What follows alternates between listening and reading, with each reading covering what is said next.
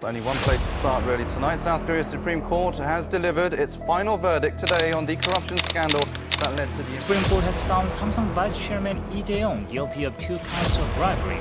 Head of Samsung J.Y. Lee has been detained, swept up in a corruption scandal. Samsung heir Lee Jae-yong has been sentenced to 2.5 years in prison after a retrial of a bribery case involving... And there's now a lawsuit over an exploding smartphone. The Florida man claims he suffered second-degree burns when Samsung delaying shipments of its Galaxy Note 7 amid reports of exploding batteries, and that announcement... Chennai में aircraft के अंदर Samsung Galaxy note 7 में धमाका हो गया।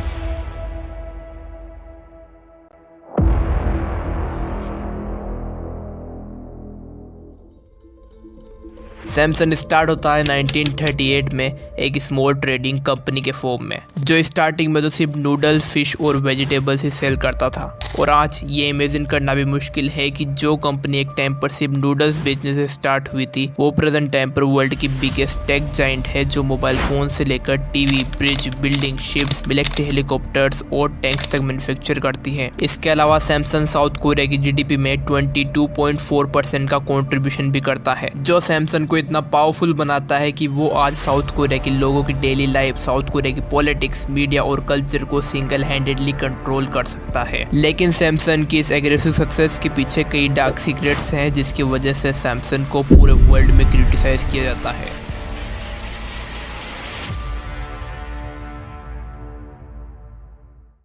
1 मार्च 1938 rich family से belong करने वाले ली ब्योंग चुल साउथ कोरिया के टाइगू सिटी में सैमसंग ट्रेडिंग कंपनी को स्टार्ट करते हैं। दरअसल इस कंपनी के थ्रू ली ब्योंग चुल नूडल्स और कई फूड प्रोडक्ट को प्रोड्यूस करके चाइना में एक्सपोर्ट करते थे। उनका ये ट्रेडिंग बिजनेस स्मूथली रन कर ही रहा था, तभी स्टार्ट हो जाती है कोरियन वॉर के खत्म होने के बाद साउथ कोरिया इकोनॉमिकली बहुत ही वीक हो जाता है। जहाँ वॉर के पहले साउथ कोरिया बाकी कंट्रीज को अपने प्रोडक्ट एक्सपोर्ट करता था, वहीं साउथ कोरिया को वॉर के बाद बेसिक चीजें भी इंपोर्ट करनी पड़ रही थी, जिस वजह से ली का ट्रेडिंग बिजनेस भी ट्रबल कर रहा था। इसलिए अपने बिजनेस को और एक्सपेंड करने के लिए और अपनी कंट्री को इकोनॉमिकली सपोर्ट करने के लिए ली ब्योंग चुल डिसाइड करते हैं कि वो अपने बिजनेस को शुगर और टेक्सटाइल की फील्ड में और डाइवर्सिफाई करेंगे। जिसके बाद ली स्टेब्लिश करते हैं अपनी पहली शुगर रिफाइनरी और साउथ कोरिया की बिगेस्ट वुलन मिल, जहाँ टेक्सटाइल से लेकर फिनिश प्रोडक्ट क्लॉथ तक सिर्फ एक ही फैक्ट्री में मैन्युफैक्चर किया जाता। जिसके बाद 1950s आते आते ली अपनी शुगर रिफाइनरी और वुलन मिल से अर्न किए हुए प्रॉफिट से साउथ कोरिया के 3 सबसे बड़े कॉमर्शियल बैंक के साथ एक इंश्योरेंस कंपनी, एक सीमेंट कंपनी और एक फर्टिलाइजर कंपनी को एक्वायर करते हैं। जिसके बाद 1960s में भी सैमसंग एक और insurance company, oil refinery, departmental store और नायलॉन कंपनी को एक्वायर करता है। इसके अलावा 1960s से 1970s के बीच में सैमसंग कई नई इंडस्ट्रीज को भी ओपन करता है, चाहे वो सैमसंग हैवी इंडस्ट्री हो, सैमसंग शिप बिल्डिंग हो या फिर सैमसंग प्रिसीजन कंपनी। और इस एग्रेसिव एक्विजिशन का ही रिजल्ट था कि जिसने सैमसंग को साउथ कोरिया की बिगेस्ट इंश्योरेंस कंपनी बना दी और ली ब्योंग चुल को साउथ कोरिया का रिचेस्ट पर्सन। लेकिन ये तो सिर्फ स्टार्टिंग था, सैमसंग की टेक जायंट बनने की जर्नी तो अब स्टार्ट होने वाली थी।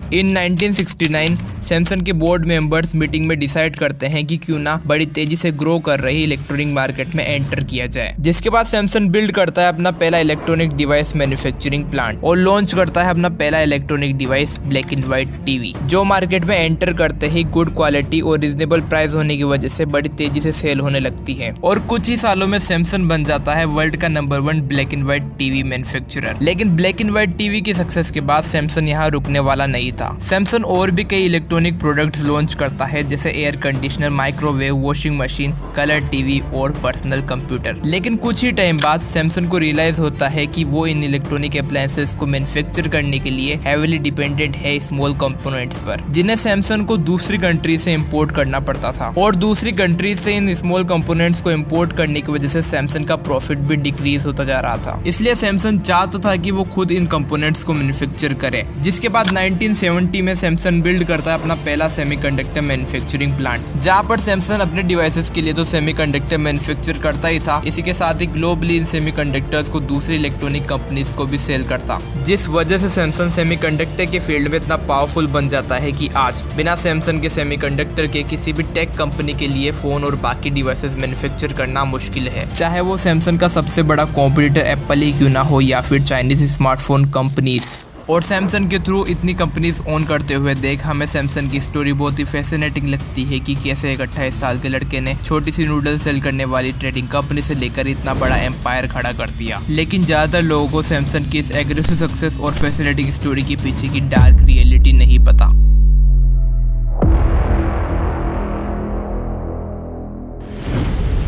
After Korean war south Korea की इकोनॉमिक कंडीशन बहुत ही वीक हो जाती है। इसलिए इस इकोनॉमिक क्राइसिस से बाहर निकलने के लिए और इकोनॉमी को फास्टली एक्सपेंड करने के लिए साउथ कोरियन गवर्नमेंट डिसाइड करते हैं कि वो कोरिया के लार्ज बिजनेसेस को सपोर्ट करेंगे, जिसका बेनिफिट डायरेक्टली सैमसंग और उसकी जैसी बाकी बड़ी कंपनीज को मिलता है। इन कंपनीज को लो इंटरेस्ट रेट पर लोन प्रोवाइड किए जाते हैं और टैक्सेस में भी भारी छूट दी जाती है ताकि ये कंपनी तेजी से ग्रो करे और इनके साथ साउथ कोरिया की इकोनॉमी भी ग्रो करे। लेकिन सैमसंग के फाउंडर ली बियोंग चुल की साउथ कोरिया की पॉलिटिक्स में अच्छी प्रेजेंस होने की वजह से सैमसंग को बाकी कंपनीज के मुकाबले में ज्यादा बेनिफिट्स मिलते हैं। जैसे इलेक्ट्रॉनिक्स की फील्ड में सैमसंग को फॉरेन कंपनीज से कॉम्पीट ना करना पड़े, इसलिए साउथ कोरियन गवर्नमेंट दूसरी कंट्रीज से आने वाले इलेक्ट्रॉनिक प्रोडक्ट्स पर बैन लगा देती है और इलेक्ट्रॉनिक प्रोडक्ट पर लगने वाले टैक्स को भी 50% तक कम कर देती है। इसके अलावा वॉर के बाद अमेरिका से मिलने वाले $8 बिलियन के रिलीफ फंड को भी सीक्रेटली सैमसंग के डेवलपमेंट में यूज किया जाता है। और तो और बाकी कंपनीज के मुकाबले सैमसंग पर कोई भी एक्सपोर्ट लिमिट ना होने की वजह से सैमसंग बिना रोक टोक के बिलियंस ऑफ डॉलर के प्रोडक्ट सेल करता जा रहा था। लेकिन जहां गवर्नमेंट की हेल्प से सैमसंग अपने बिजनेस को इजीली रन कर रहा था, वहीं साउथ कोरिया के बाकी स्मॉल बिजनेसेस के लिए सैमसंग जैसी जायंट कंपनी से कॉम्पीट करना, वो भी बिना साउथ कोरियन गवर्नमेंट के सपोर्ट के बहुत ही मुश्किल हो चुका था। इन रीजंस की वजह से सैमसंग की कॉम्पिटिशन में कोई भी ऐसी कंपनी नहीं थी जो इलेक्ट्रॉनिक्स और बाकी फील्ड में सैमसंग को टक्कर दे सके, जिसका रिजल्ट है कि आज साउथ कोरिया की इकोनॉमी टोटली डिपेंड करती है एक सिंगल कंपनी सैमसंग पर और इसके पीछे का क्रेडिट जाता है ली बियोंग चुल को। इन 1987 ली बियोंग चुल की डेथ के बाद सैमसंग ग्रुप के नए चेयरमैन बनते हैं उनके बेटे ली कोन ही और इनके चेयरमैन बनने के कुछ ही सालों के अंदर सामने आता है एक कॉर्पोरेट स्कैंडल, जिसमें ली कोन ही को गिल्टी पाया जाता है फॉर्मर साउथ कोरियन प्रेसिडेंट को रिश्वत देने के लिए, जिसके लिए ली कोन ही को 2 साल की जेल की सजा भी सुनाई जाती है। लेकिन 1 साल की जेल के बाद ही कोर्ट इन्हें माफ कर देता है और ये जेल से रिहा हो जाते हैं। और कुछ ही सालों बाद अप्रैल 2008 में ली कोन ही पर फिर ब्लीच ऑफ ट्रस्ट और टैक्स इन्वेजन के आरोप लगते हैं और वो सैमसंग के चेयरमैन पोस्ट से रिजाइन कर देते हैं। लेकिन 2009 के एंड में कोर्ट उन पर लगे सभी आरोपों को माफ कर देती है और वो वापस से सैमसंग के चेयरमैन बन जाते हैं। लेकिन खराब हेल्थ की वजह से ली अपने पूरे एम्पायर को ट्रांसफर कर देते हैं अपने बेटे ली जोयोंग को और वो बनते हैं सैमसंग के नए चेयरमैन।